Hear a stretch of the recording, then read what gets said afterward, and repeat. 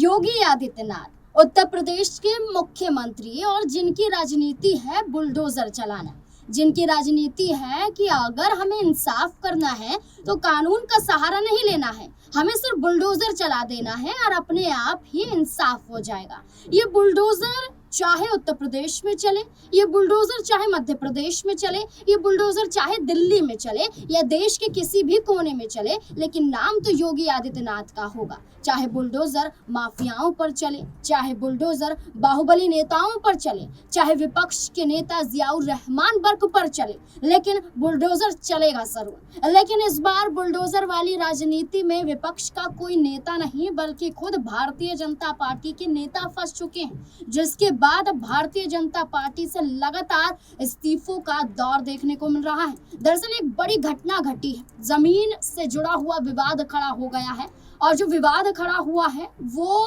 Bharatiya Janata party की चुनी हुई सीट पर नहीं, जीती हुई सीट पर नहीं, बल्कि समाजवादी पार्टी की सीट पर। और वो लोकसभा क्षेत्र जहां से सांसद हैं डिंपल यादव, और डिंपल यादव के गढ़ में बड़ा बुलडोजर चला है और बुलडोजर की कार्यवाही भारतीय जनता पार्टी के नेता पर हुई है। भारतीय जनता पार्टी के नेता दिनेश चंद्र शर्मा पर कार्यवाही हुई है और ये कार्यवाही बुलडोजर के आधार पर हुई है, जिसके बाद वो आलोचना अपनी सरकार की कर रहे हैं, जिसके बाद कई भाजपा पदाधिकारियों ने अपना इस्तीफा सौंप दिया है, ये कहते हुए कि ये कार्यवाही गलत है। दरअसल मामला है वो जुड़ जाता है मैनपुरी के घिरोर तहसील से, जहां चरागाह की भूमि पर कब्जा कर लेते हैं भारतीय जनता पार्टी के नेता दिनेश चंद्र शर्मा।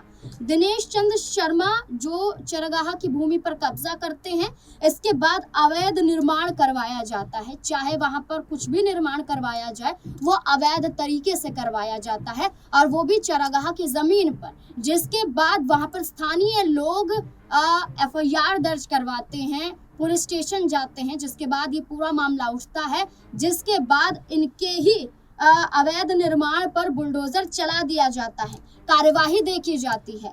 मैनपुरी जो डिंपल यादव का गढ़ है, डिंपल यादव का संसदीय क्षेत्र है, वहां पर गिराया जाता है बुलडोजर के जरिए अवैध निर्माण।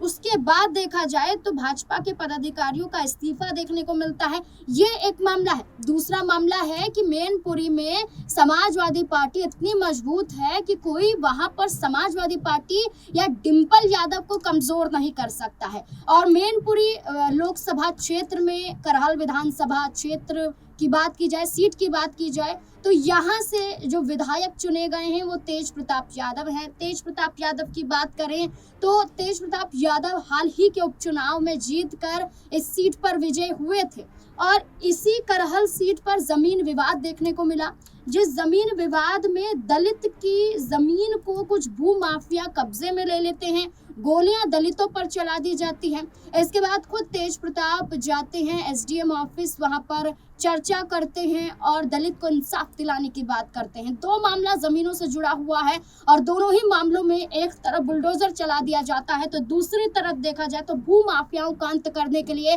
तेज प्रताप खुद ही मैदान में उतर आते हैं और ऐसे में माना जा रहा है कि योगी आदित्यनाथ का जादू अब खत्म हो गया है।